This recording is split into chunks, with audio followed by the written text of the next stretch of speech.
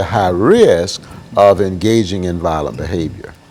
As a matter of fact, in my experience as a minister as well as a psychiatrist, I have found that there's a very high percentage of people who have substance abuse problems who are in jails as well as in prisons. So that's evidence that people who engage in drug abuse are highly prone to end up in corrections. Okay, and Dr. Poe, what we'll do, we'll take this first commercial break and we'll pick up where we left off. And we'll be back with our audience following this very, very short commercial break.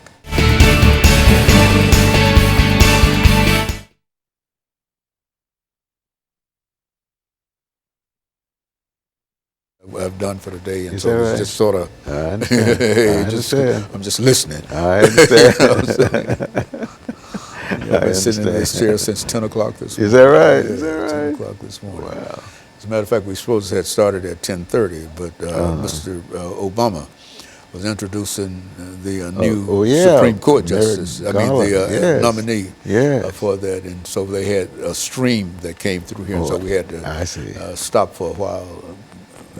But we caught most of it, and then we started. And so this is the 5th show that we've done today. He's very impressive. Oh, yes, isn't he? Very impressive. And it seems it would be quite difficult for the people not to deal with that That's man. right, absolutely. You know, that's, absolutely. Well, that's the way Mr. Obama is, you know. He's a smart man. That's right.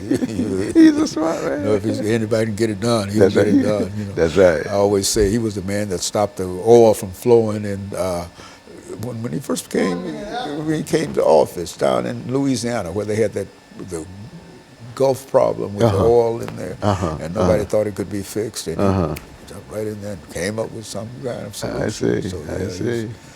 You know what? I think it's at least the ball is in their court. Oh, absolutely. Ain't no doubt about that. Absolutely. And ain't no use me asking you what you think about Mr. Trump. Oh gosh, we're going. If he's elected, it'll turn back the clock 50 years. Yeah, absolutely. And he's trying to. He says that in the old days we used to do it this way. That's what he said. It's, but hopefully he won't be. Stand by.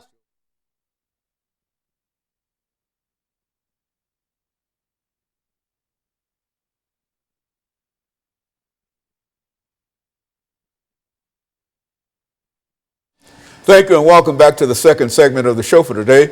We're talking to Dr. Cupid Poe, and the topic is the relationship between mental illness and violence. And Dr. Poe, I think you gave us some information during that first segment indicating that there was a real relationship between mental illness and violence. And so let's pick up where you wish dealing with that topic. Okay. Well, first of all, I just want to say a word about mental illness. It's really a condition which involves a disturbance of one's thinking, emotions, and behavior to the extent that the person has difficulty in their relationships with other people and also in their social or occupational functioning.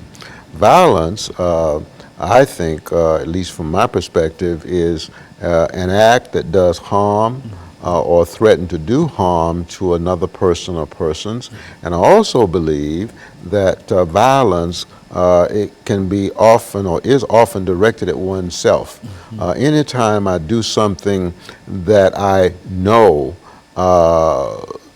is going to do damage to my body and therefore to my mind, to me that's an act of violence. So I believe that the research shows that people who are mentally ill, as I said, are often more the victims of violence rather than the perpetrators of violence. Now, there is a subset of persons who are mentally ill who are more prone to commit an act of violence, such as people who have symptoms such as paranoid delusions, thinking somebody's out to harm or hurt them, or people who have what's called command hallucinations, in which they feel voices are speaking to them, telling them to hurt other people and or telling them to hurt themselves, and people who have other psychotic disorders, which means they're out of touch with reality. Now, there are other factors that contribute to violent behavior other than just mental illness. One is poverty, the other is homelessness, the other is personal adversity, the other is if a person has a family history of violence, or if a person is exposed to violence in their home as a child, this person is much more prone to commit a violent act. If a person has been assaulted in the past, they're more likely to assault someone else. If a person has a parent or parents who have a criminal record, they're more likely to engage in an act of violence. But you know, I want to get back for a moment to violence directed towards oneself. A lot of behavior that people engage in is really acts of violence towards themselves. And of course, if I injure myself, I'm also indirectly injuring other people. For example,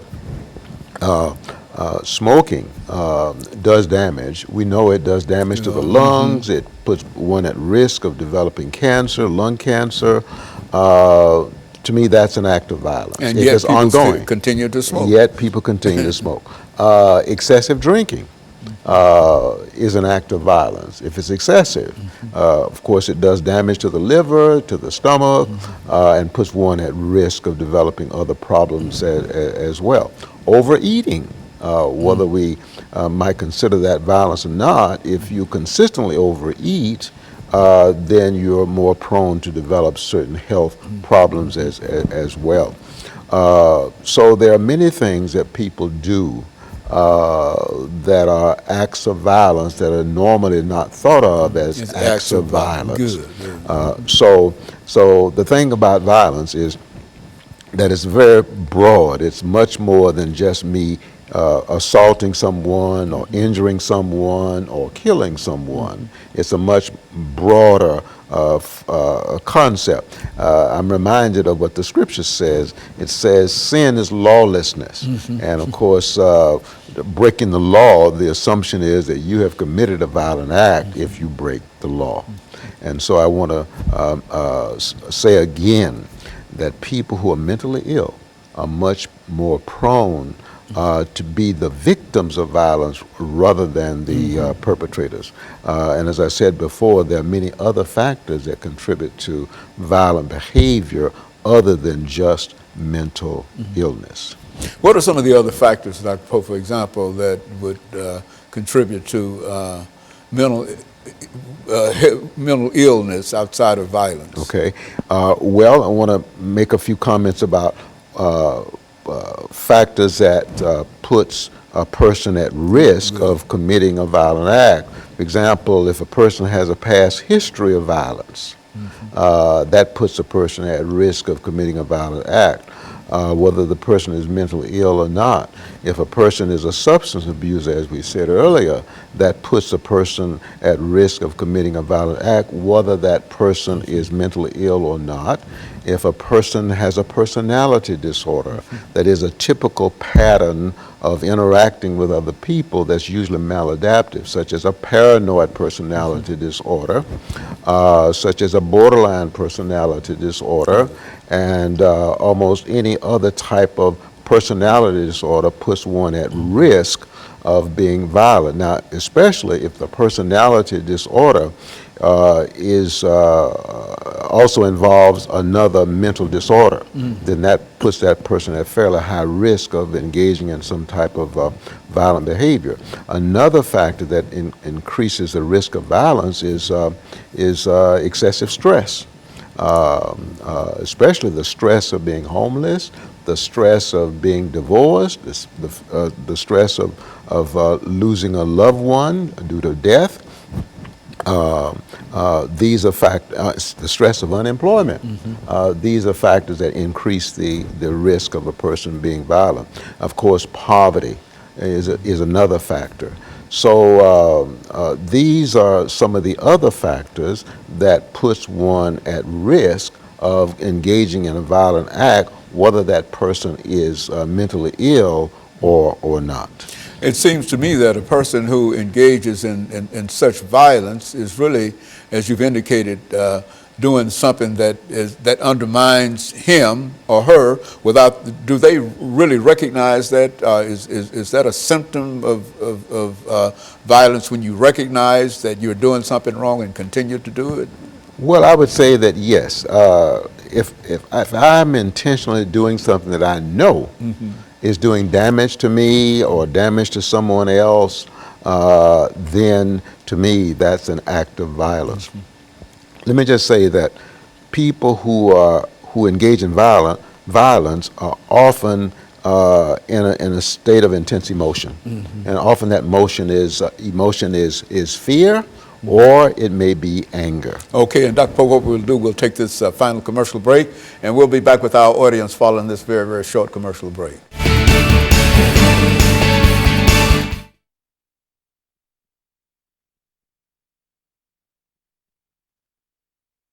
Fear and Yes, et cetera. yes. And that's a lot of good information Okay. to go in here with violence. Okay. Okay.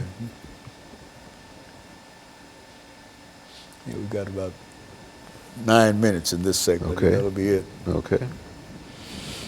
I certainly appreciate you coming out, Doctor. Well, thank you. Thank you. I'm glad to have the opportunity you've got to so share. much information, you know. Well, thank you. It's still there. Well, thank you. Thank you.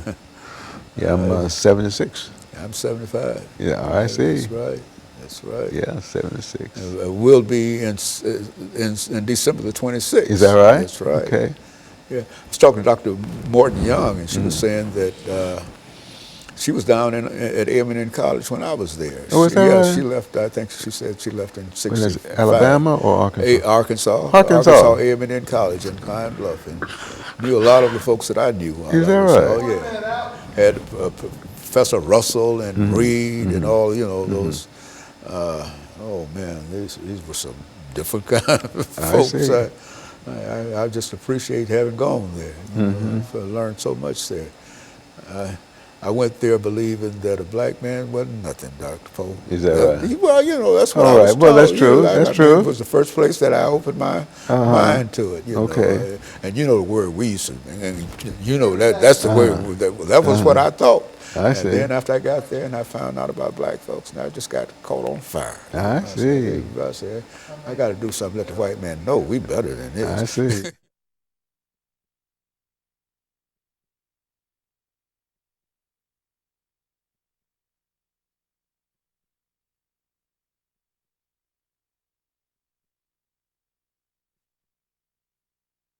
Thank you, and welcome back to the final segment of the show for today.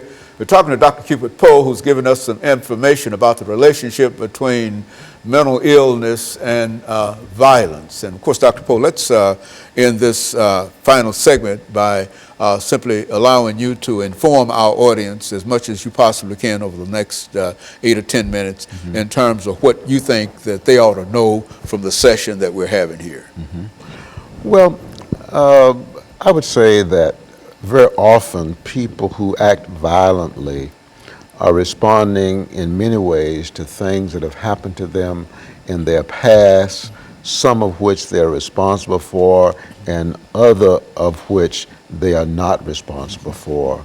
I would say that oftentimes the violence perpetrator has been a victim, and has been a victim of the violence of other people early on in that person's life. Now, that's not to excuse violence, but oftentimes it's a little bit more complicated. There are a lot of overlapping factors that influence people to engage in violent behavior, and I think one of them is fear. Persons who are brought up in an environment in which they are afraid for their security, they're afraid of being put down, afraid of being punished, afraid of being abused, often become violent as teenagers and become violent as adults. And it's interesting that oftentimes the actions that people engage in to reduce their fear ends up in causing damage to their body and to their mind. For example, drugs, that we're seeing that's so widespread today in terms of use and abuse, oftentimes teenagers would turn to drugs in their effort to calm their fear, to neutralize their fear, and of course, drug use then causes other problems, oftentimes behavioral problems and violent behavior and criminal activity, because once a person is on drugs, most likely they're going to engage in criminal activity in order to support the drug habit. And so this oftentimes will lead to incarceration. So fear is a major factor, and we discussed once before that fear has many faces. Pain is one of the manifestations of fear. Guilt is a manifestation of fear. Shame is a manifestation of fear, and insomnia may be a manifestation of fear. I think a lot of physical illnesses may be manifestations of fear, and so fear is one of the main emotions that people struggle with, and if a person is not careful, they will find some damaging way in their effort to calm their fear. And so fear is a real problem in terms of the relationship that a person has not only with others, but the relationship that he has with himself. Is that what we're saying? Yes, yes. As a matter of fact, there's a relationship between fear and loneliness. And I recall being in a taxi in Houston, Texas, many, many years ago, and the taxi driver asked me, he said, after finding out that I was a psychiatrist, he said, "What is the major problem that people have today?" And at that time I said, "Depression." He said, "No, I don't think so." He said, "I think it's loneliness." Okay. And I think loneliness is often a manifestation of fear. Well, there's a fear of being lonely. Yes. That's what we talk about all Right. day. And I think loneliness is essentially pain. And so there is a fear of being lonely, which is another way of saying there's a fear of pain. And of course, loneliness will drive people most often to do something that's self-destructive. It may be promiscuity, it may be alcohol abuse, it may be drug abuse, it may be overeating. So loneliness often is a driving force, and I believe that loneliness is often a manifestation of fear.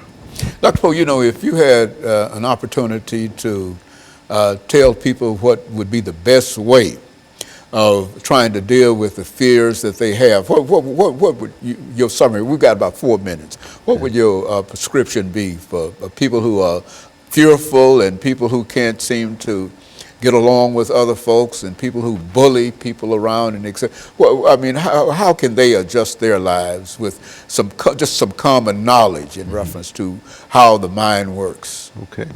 I think fear is a gift from God. Now, I don't mean excessive fear, but I do believe that fear is a gift from God. And it's interesting that God is the only answer, which will allow a person to overcome their fear. Now, when I say overcome it, I don't mean eliminate it, but I mean overcome it in the sense that the fear, that person's fear, doesn't become a stumbling block to that person's progress as an individual. So I would encourage a person who's struggling with fear, or who's struggling with loneliness, or who's struggling with anxiety or with depression, to seek a spiritual answer, a spiritual solution. I would encourage that person to go to God in prayer and confess their wrongdoing, and also ask God to help them to forgive other people who have mistreated them or abused them in the past. I would encourage them to invite the Lord Jesus Christ into their life as their Lord and Savior. I would encourage them to become more prayerful, pray daily. I would encourage them to find a church of their choice and start attending on a regular basis. I would encourage that person to spend some time in the Word, because the Word has power, and it also has transforming power. So my answer to fear is the practice of faith in God, is the practice of trying to draw closer to God in the ways that I just mentioned: prayer, worship, fellowship with other believers, spending time in the Word. And so you can overcome even whatever problem you might have, as long as you understand the source of your issue. I mean, source of your illness, for example. You know why. You might not know why you are fearful, but you know that there is a solution in order to deal with the fear that you have. Is that? Absolutely. God is the solution to all problems, and God is certainly the solution in terms of enabling a person to overcome their fear. No matter how intense the fear is or persistent it is, God is the answer. Now, it is also true that psychiatric medications help, exercise helps, spending time in the Word, of course, helps, and prayer and worship helps, spending time with other people helps, being forgiving helps, being generous helps. A giver generally feels much better about him or herself than a taker. And so I encourage people to be generous and to be giving. And you mentioned forgiveness, Dr. Poe. How important is forgiveness in all of our lives? Oh, it is so very, very important. I've encountered people in my practice who say, "I will never forgive."